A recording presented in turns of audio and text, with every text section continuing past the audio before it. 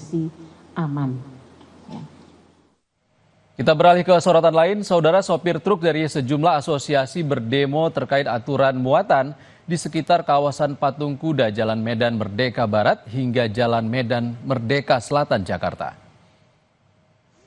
Mari berkoordinasi dengan baik dan jangan melakukan pengancaman. Sejumlah truk terparkir berderet, mulai dari sekitar Patung Kuda hingga seberang Balai Kota Jakarta. Para sopir truk berdemo meminta kejelasan aturan, nol kelebihan muatan dan dimensi. Menurut mereka, aksi dilakukan bukan untuk menolak aturan, namun menuntut pemerintah menyiapkan solusi sebelum aturan diterapkan. Dan di sisi lain, Kementerian Perhubungan menyebut telah menerima aspirasi para sopir truk dan memastikan aturan diterapkan dengan memperhatikan seluruh pemangku kepentingan. Rencana aksi yang kita buat justru pemilik barang, pengusaha transportasi, pengemudi itu masuk dalam program kita ya, Bu ya. Dalam masuk program kita. Artinya ke depan ini semua ada perlindungan. Ya, ada komitmen bersama antara pengemudi, pemilik barang, dan pemilik angkutan barang tersebut. Pak Dirjen ini tidak kuasa memberikan kewenangan. Kewenangan ini hanya dimiliki sama Pak Menteri. Sedangkan Pak Menteri susah sekali dihubungi. Makanya terjadi deadlock. Demo hari ini saya nyatakan itu belum berhasil. Belum ada titik temu.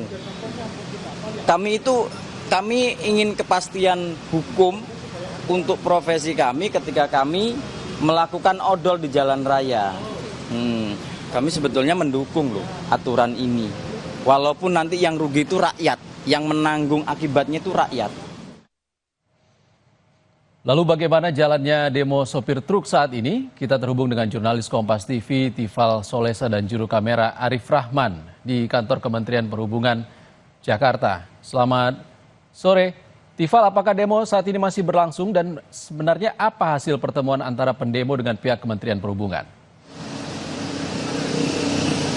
Polisi secara perlahan sudah membubarkan massa yang tergabung dalam Rumah Berdaya Pengemudi Indonesia yang melakukan aksi unjuk rasa di sekitar Monumen Nasional dari Patung Kuda hingga ke pelataran di gerbang sekitar kawasan Gambir di dekat stasiun Gambir. Mereka menuntut ada pernyataan jelas dan dilibatkan dalam penerapan ataupun juga penyusunan regulasi zero odol yang menjadi komitmen yang coba tunjukkan begitu oleh Kementerian Koordinator Infrastruktur dan Pembangunan Kewilayahan.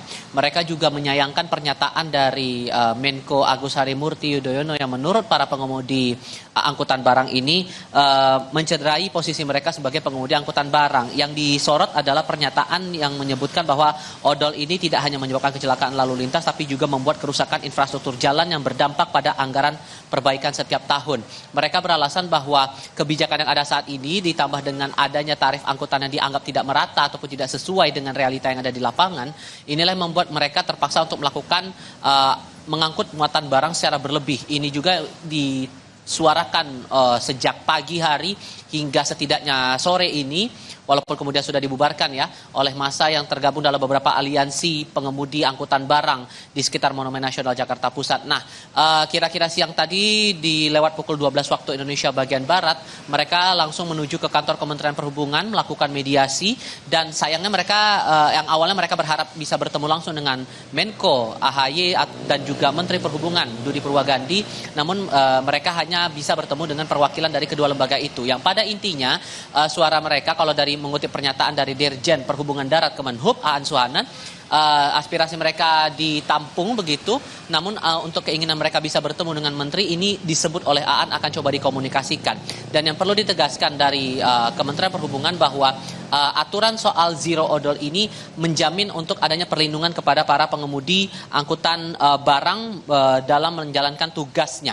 Sementara untuk Kementerian Koordinator Infrastruktur dan Pembangunan Kewilayahan tadi juga menerangkan bahwa seluruh aspirasi terutama masalah tarif angkutan yang diharapkan bisa sesuai dengan kesepakatan ataupun juga pembahasannya ini sedang diramu, sedang dirancang Tapi dari pihak massa meminta agar perumusan dari aturan zero odol ini juga melibatkan mereka secara langsung.